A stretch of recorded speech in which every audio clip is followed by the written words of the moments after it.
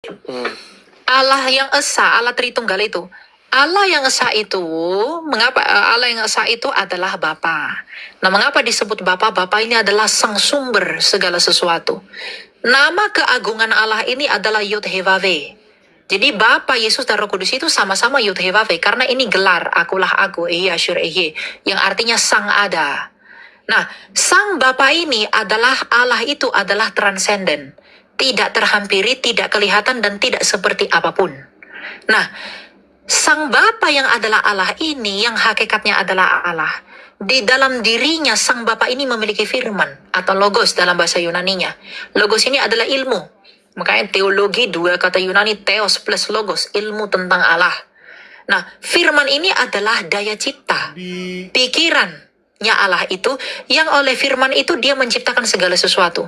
Makanya dikatakan dalam Yohanes 1 ayat 3, tak satu pun yang jadi tanpa firman Allah.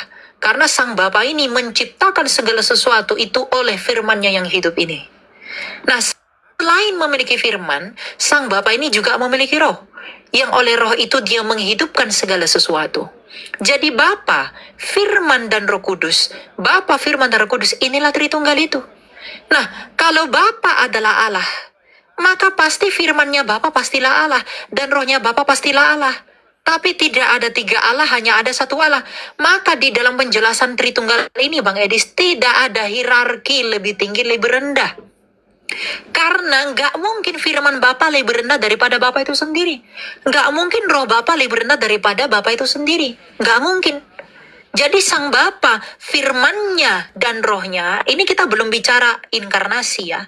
Bapa, firman, dan Roh Kudus, itulah Tritunggal. Nah, anak, mengapa disebut firman ini adalah anak? Karena Yesus berkata, aku datang dan keluar dari Bapa. Mazmur juga mengatakan, pada hari ini kamu kuperanakkan. Dia disebut anak bukan karena seperti pola pikir teman-teman muslim, bahwa bapak itu kawin lalu dia punya anak dengan perempuan. Tidak. Dia disebut anak karena firman ini sejak kekal ada di dalam Bapa, terkandung di dalam Bapa. Nah, ketika firman ini keluar dari Bapa, seolah-olah diperanakkan, maka dia disebut anak. Makanya nggak ada rasul yang kebingungan ketika Yesus bilang Yesus adalah anak Allah. Karena mereka tahu anak Allah bukan berarti Tuhan kita beranak. Tapi anak Allah artinya dia yang ada di dalam Allah itu. Maka Bapa, Firman, dan Roh Kudus, Bapa, Anak, dan Roh Kudus, inilah Tritunggal itu. Dan di dalam Tritunggal ini, Bang Edis, nggak ada hierarki. Tetapi ketika kita mulai bicara kristologi, Yohanes 1 ayat 14, Firman Allah menjadi manusia, maka firman